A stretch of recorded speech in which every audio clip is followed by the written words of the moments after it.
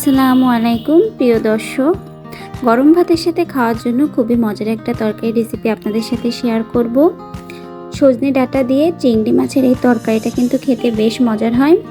আর এখানে আমি যে সজনে ডাঁটার রেসিপিটা করেছি, এখানে সজনে ডাঁটাটা আমার ফ্রিজে দীর্ঘদিন ফ্রোজেন করা ছিল। তো কিভাবে আপনারা এই সজনে ডাঁটাটা ফ্রিজে দীর্ঘদিন ফ্রোজেন করে রাখতে পারেন সেই পদ্ধতিরও কিছু টিপস আমি শেয়ার করব। আশা করি ভিডিওটা জুড়ে থাকলে আপনারা দেখতে পারবেন। তো আজকের ভিডিওটা শুরু করার আগে অবশ্যই ভিডিওটি লাইক দেবেন এবং আমার চ্যানেলে আপনি নতুন হয়ে থাকলে চ্যানেলটিকে সাবস্ক্রাইব করবেন। পুরাতন সকল বন্ধুদেরকে অসংখ্য অসংখ্য ধন্যবাদ।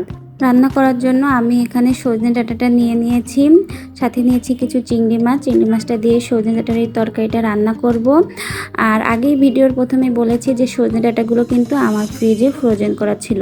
আর আমি নরম সজনে ডাঁটাগুলো যেভাবে ফ্রিজে দীর্ঘদিন ফ্রোজেন করে রেখেছিলাম সেটা এখন আপনাদের সাথে শেয়ার করছি। যখন বাজারে নতুন নরম এই সজনে ডাঁটা পাওয়া যেত তখন এগুলোকে আমি কেটে ধুয়ে পরিষ্কার করে ফুটন্ত গরম পানির ভিতরে কয়েক সেকেন্ডের মতো দিয়েছি। খুব বেশি সময় দিলে কিন্তু নরম হয়ে যাবে, তো অল্প সময় দিয়েই নামিয়ে নিয়েছি এবং পরবর্তীতে সজনে ডাঁটাগুলো আমি পলি ব্যাগে করে ফ্রিজে ফ্রোজেন করেছিলাম। তো আপনারা চাইলে এখানে পলি ব্যাগ বা প্লাস্টিকের বাটিতে করেও সংরক্ষণ করে রাখতে পারেন ফ্রিজে অনেক দিন। তো বলেই দিলাম কিভাবে আমি এটাকে ফ্রিজে ফ্রোজেন করেছিলাম। আর ফ্রোজেনের পরে এটা ধোয়ার কোনো প্রয়োজন নেই, কিছুটা সময় ঠান্ডা করে বরফটা ছাড়িয়ে রান্না করে নেবেন। তো এখন কড়াইতে আমি পরিমাণ মতো তেলটা গরম করে নিচ্ছি রান্নাটা করার জন্য। তেলটা গরম হয়ে গেলে এখানে আমি আধা বাটা মশলা দিচ্ছি। পেঁয়াজ রসুন আমি খুব একটা বাটিনি, মাত্র ছিঁচে এর ভিতরে দিয়ে দিচ্ছি। আর এটাকে এখন আমি যে পেঁয়াজ রসুনের পানিটা থাকে সেটা টানিয়ে নিব। এই জন্য কিছুটা সময় তেলের সাথে একটু ভেজে নিচ্ছি। আর সাথে কিছু কাঁচা ঝালও আমি দিব। এখানে আমি কাঁচা ঝাল এবং শুকনা ঝালের গুঁড়া দুটোই দিব রান্নাটায়। আপনারা চাইলে কাঁচা ঝালটা দিয়েও করতে পারেন, আবার শুকনা ঝালের গুঁড়া দিয়েও রান্নাটা করতে পারেন। তো মশলার পানিটা আমি টানিয়ে নিয়েছি। আর এর ভিতরে এখন আমি সজনে ডাঁটা এবং চিংড়ি মাছগুলো দিয়ে মশলার সাথে একটু কষিয়ে নেব। আর দীর্ঘদিন ফ্রোজেন করে রাখার জন্য সজনে ডাঁটাগুলো থেকে কিন্তু অনেকটাই পানি বের হবে। তো আপনারা এখন একটু ভালো করে কষিয়ে নেবেন। আর এখানে কষানোর সময় কিন্তু পানি দেওয়ার প্রয়োজন নাই।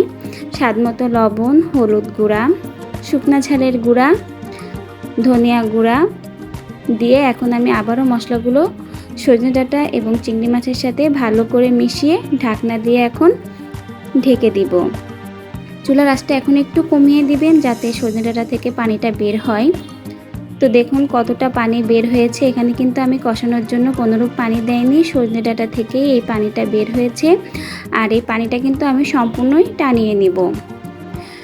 সম্পূর্ণ টানিয়ে যখন দেখবেন যে সজনে ডাঁটা থেকে পানিটা টেনে গেছে এবং তেলটা খুব ভালো করে উপরে ফুটে উঠেছে, তখন আপনারা কিন্তু এর ভিতরে ঝোলের পানি দিয়ে দিবেন। আর ঝোলের পানিটা আপনারা পরিমাণ অনুযায়ী দিবেন, খুব বেশিও দিবেন না আবার একেবারে কমও দিবেন না। সজনে ডাঁটাগুলো সেদ্ধ হওয়ার জন্য যেটুকু পানির প্রয়োজন আপনারা সেই পরিমাণেই পানিটা দিবেন। তো আমি ঝোলের পানিটা দিয়ে দিয়েছি। আর অনেকেই ভাবতে পারেন যে এইভাবে হয়তো সজনে ডাঁটাগুলো ফ্রোজেন করলে সেদ্ধ হয় না। তো রান্নার শেষে আমি আপনাদেরকে দেখিয়ে দেব যে সেদ্ধ হয় কি হয় না, সেটাও আপনারা নিজ চোখেই দেখতে পারবেন।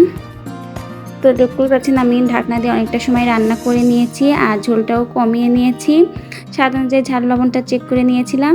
আর এখন আপনাদের আমি একটু সজনে ডাঁটাগুলো সেদ্ধ হয়েছে কিনা সেটাই দেখাচ্ছি। তো দেখুন চাপ দিতে দেরি আছে কিন্তু সজনে ডাঁটাগুলো কতটা নরম হয়ে গেছে সেটা তো আপনারা বুঝতেই পারছেন। একদম ভেঙে যাচ্ছে চাপ দেওয়ার সাথে সাথে, সজনে ডাঁটাগুলো একদম গলে যাচ্ছে। তো এভাবে আপনারা কিন্তু বিভিন্ন সবজি ফ্রিজে ফ্রোজেন করে রাখতে পারেন একই পদ্ধতিতে।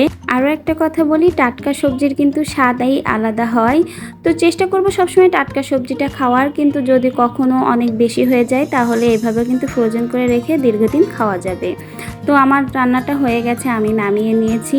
দেখতেই পাচ্ছেন কতটা সুন্দর কালার এসেছে আর খেতেও কিন্তু অনেক মজার হয়েছিল। তো কেমন লাগলো আপনাদের কাছে আমার আজকের ভিডিওটা অবশ্যই জানাবেন। ভালো লেগে থাকলে আবারও বলি লাইক করবেন এবং আমার চ্যানেলটিকে সাবস্ক্রাইব করে পাশে থাকবেন। নতুন বন্ধুদেরকে স্বাগতম জানাই আমার চ্যানেলে আসার জন্য এবং পুরাতন সকল বন্ধুদেরকে অসংখ্য অসংখ্য ধন্যবাদ আমার পাশে থেকে সাপোর্ট করার জন্য। ইনশাল্লাহ আমি আপনাদের পাশে আছি, থাকবো, সাপোর্ট করব। ভিডিও এখানে শেষ করছি। আল্লাহ হাফেজ।